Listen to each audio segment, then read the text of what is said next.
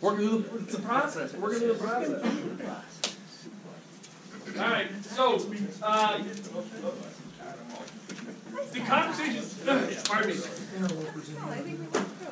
Did your conversation change in your thought process on these, or did you just transfer it across? It's all good.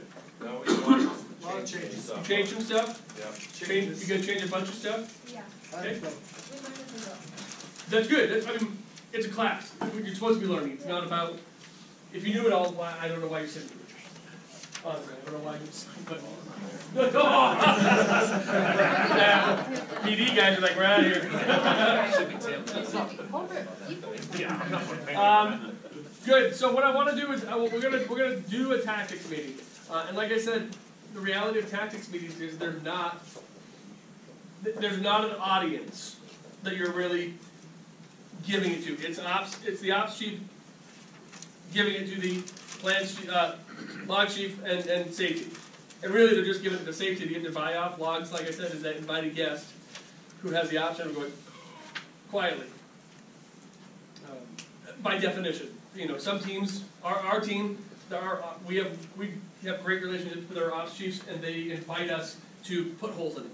They want us to look at it and to do those sort of things. Now that said, as a log chief sitting in that room, or if you're a PIO that happens to be sitting there, or whoever who happens to be sitting in the room, never mind, we'll talk about that in the planning meeting, because we'll talk about the support thing part in the planning meeting, what that means. So let's look at these. So let's get you guys to give us, whoever your ops chief is, walk us through your 215, convince us of what you want to do, because at the same time, you are really trying to kind of sell your plan to the safety officer to get them to buy off on it. You're trying to tell them what you want to do, and you're showing them, hey, we thought about this, and the safety officer can put a stop to it, or plug a hole if they see it, but you really are trying to kind of sell your plan to the safety officer. Okay, so we got Division A, which is over here located at the actual crash site. For their work assignment, we want them to clean up spill site at accident scene. We should put on there and transport hazardous waste to a facility. Basically, I'm looking we need 3 dump trucks, an excavator, some light plants, maybe a decon trailer, because we're going to have to decontaminate the equipment. Possible people in there with shovels, and a hazmat team, just to be on scene, just to kind of be monitoring for us. They'll need a division supervisor and safety officer, obviously, and coffee. It's the #1 supply item for this one, because this is a night shift. So we're going to need lots of coffee. Want to report at the staging area at 2100 hours. Okay. Division B, which is on the other side, they're taking care of the ponds. We're going to have the backdrop pond #2 to remove contaminated water and soil. Hopefully it's not that big of a pond, we don't know. Also too, their second task is going to be to monitor ponds 3 and 4 for contamination. We'll need a couple light plants over there, or 4 of them. We'll need decon trailer as well. The Vector trucks, we need 2 of those, and 2 tanker trucks that we can offload the Vector trucks into to haul it to another area. Need a division supervisor, safety officer, same thing, coffee and report to staging area 2100. Law enforcement group, we broke it into 2 groups, a law enforcement group and a med group. Provides scene security and traffic control primarily. We're looking for 4 or 5 units to do that. They just need a supervisor and I'll report to the ICP. And then the med group is going to provide basic and advanced life support as needed to crews if there's any medical issues that come up. We figure we might need 2 ambulances, but we'll try to figure that out. And also a supervisor. Okay. Staging area. Okay. And, we were so lucky because this is such a small thing. We had all of our stuff right there, ready to go. So no orders coming out of this team. No orders coming out of here. Good. Good job with the breakup as far as divisions being geographic, your groups being able to move between the divisions. As far as ICS structure goes, that's set up perfectly right. You know, with divisions being geographically bounded, groups being able to move between them and provide service and support for both of those. So, reporting location. What do they have? Staging. Who runs staging areas? Staging area managers. Who's a staging area manager work for? Ops. Why does a staging area manager work for ops? A lot of people usually say logistics. Why does a staging area manager work for ops? They can directly report what they have. What's that? They directly report what comes in, what they have. Yes, but what was your thought? Well, if they're at staging, they should be ready to rock. Yeah, so at staging, they're awaiting a tactical assignment. So you can be assigned to staging. So you are a tactical resource on the incident, assigned to staging, and all you're doing at staging is you're waiting for an assignment. The only people that give tactical assignments are operational people.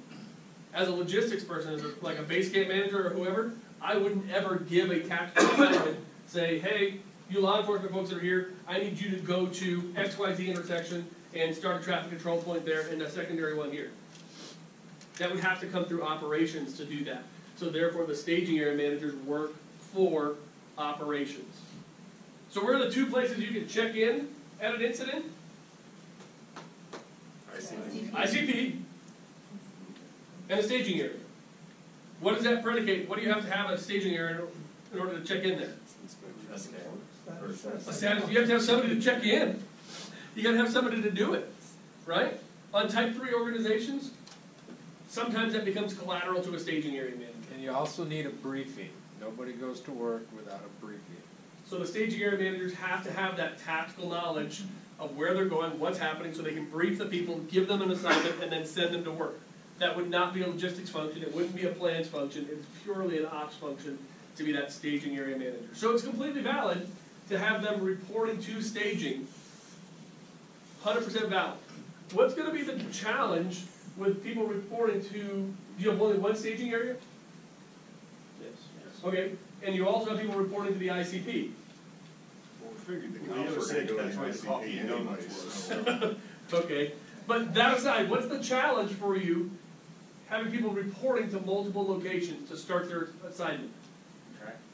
Not only tracking, but what else? Briefing. They get an operational period briefing.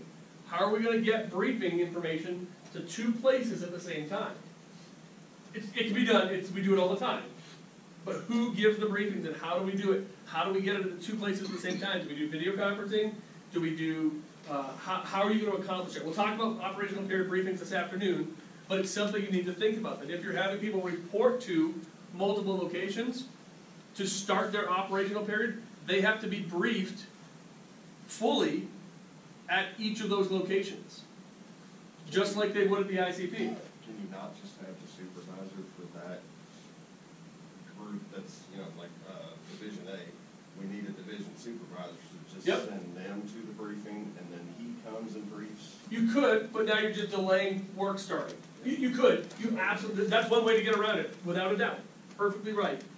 Just to have a smaller briefing at ICP with just your division soups, per se, and then they could go out and brief their troops. And that happens all the time. Well, because I kind of figured that the briefing at the ICP is gonna be for Division A, for Division B, for LEO, it's gonna be one big briefing.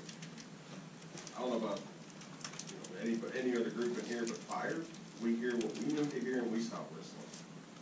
So us standing around not doing anything, that gets to us. So Yeah. if you And I'll can go with just tell us what we need to do. Sure. Just that, And we're we'll ready to go. yeah, absolutely. And we'll talk about briefing. Brian will This more, afternoon, we'll talk about ops period briefing and the good and bad points. because you're spot on. You're spot on. But I just want folks to recognize that that can be a challenge. So as you're laying out reporting locations and thinking about your 215s and your assignments, reporting locations, it seems like it's simple, but it really does kind of matter. Because you got to think about how are we going to get these folks briefed? How do we make sure they all hear the same exact information? Yeah. Well, Because as soon as you start playing that telephone game, you start losing things. We'll do that this afternoon. What about the 215A? There, Yep. as safety officer, you got some major gaps there. I want some reassurance on. So who's your safety officer that did the 215A? Go ahead, present Okay, it. so- Stand up, go ahead and present it to us. So both Alpha and Bravo divisions pretty much have the same kind of hazards. We have hazmat in both areas, and we have heavy equipment operations going on in both areas. So to mitigate those for the hazmat, we're gonna have proper PPE for the assignments, so depending on how close you are to the hazard, obviously is gonna dictate the proper PPE for that. And then for the heavy equipment operations, we're gonna need adequate lighting since we're operating at night, and we're gonna need spotters anytime those vehicles are moving versus just being in that position. Okay. Moving in dump trucks in, that sort of thing. For the law enforcement, traffic hazards are their only thing. They're out of the zone where there's any hazmat. They're just dealing with traffic hazards. So they're gonna be using barricades, vests, and lighting plants to deal with that situation. And then med, again, they're gonna be out of the hazard area. They're just gonna need to be prepared for hazmat or bio exposure should they be treating someone. So they'll be using their proper PPE in those situations as well. Okay, so I heard lighting, proper PPE, those are both good. What about working around water? Any special precautions? That's gonna be a pretty limited situation. You're gonna have the vac truck, once they set up, they're not gonna be operating really in proximity. They're gonna have their hose in the water. Then they're gonna be over at their pump away from the water and dump it into the trucks. So the transport trucks, the tankers that are coming in aren't gonna be in close proximity to the water. Alright, so nobody needs, PFDs, life vests? You can say no, it's fine. Yeah. Our assumption was that The swinging the ponds are really shallow. vacuum line in. If you're gonna say no, that's okay, but then from ops, you want some reassurance. Yeah. You want some reassurance that no activities are gonna come close to the ponds. And you might want some like perimeter flagging or something, saying, you know, go beyond this without PFD. Well, since they're established ponds for their water supply, there's already fencing. Okay, alright. There's no holes until we get the excavator. We so forgot then to- Then we're gonna create some holes. Tomorrow. We wouldn't assess. Alrighty, so, let's have you guys walk us through yours real quick. Let's walk through your 215. Whoever your ops chief is, whoever wants to do it, give us your plan. So this, to me, was a perfect type three, because I had like 14 bosses in the room with me. Everybody had a plan. So we broke it down by our divisions, and then laid out, so like Division A, did a similar thing, we're gonna try to do containment of the spill by diamond vacuum, which I need skid loaders and dumpsters. Unlike these guys, I'm not, because they took everything, my spill, I have nothing, so. Order Good, a lot of good. stuff, which I need a division soup, I need a safety officer. We're gonna turn this into a task force, I need a task force, team leader. Then the hazmat team, we need a hazmat team and a decon team, we had one hazmat team, no decon team. And we split this, so in my Broward division up in the pond, I don't have enough hazmat, so I had to order. Sure. To get another hazmat team and decon team up there. We had engines on scene, so we broke those out, kind of split them between the divisions. Our patrol, we turned into a security patrol group, it's gonna do secure the perimeter by TCPs and roaming patrols. And yes, their static control is wide, but for EPD, they typically go very wide. Right. It wouldn't be a 5 to 1, Okay. I've seen them do. Everybody's good with TCP's traffic control point? All right, thank you, sorry. I saw that. Before you even asked, I was gonna go for it. Fill out. It's another TLA, another three-letter acronym. And I would say, as further you go, especially if you go to the teams, you start learning a lot of PD terms. A lot of us fire guys don't, when I hear them, don't want to talk to them about it, but they have a crap ton of three-letter acronyms. Yep. So, It is. you'll see the similar, the hazmats, kind of top and bottom of what they're doing. One difference is a water specialist. For us, I don't think there was that much cross-contamination, so there's not gonna be as much water stuff yet. Okay. If I have to, I'll go through that. So, Rick, again, we did a staging also because, I don't know why Maggie likes it, but for me, if I have everyone working and no one in staging, something's wrong. I need something in staging. I don't know how you guys do it in our world, that is. Contingency resource. Yep, yep. So we created a staging point, they could cross over on both.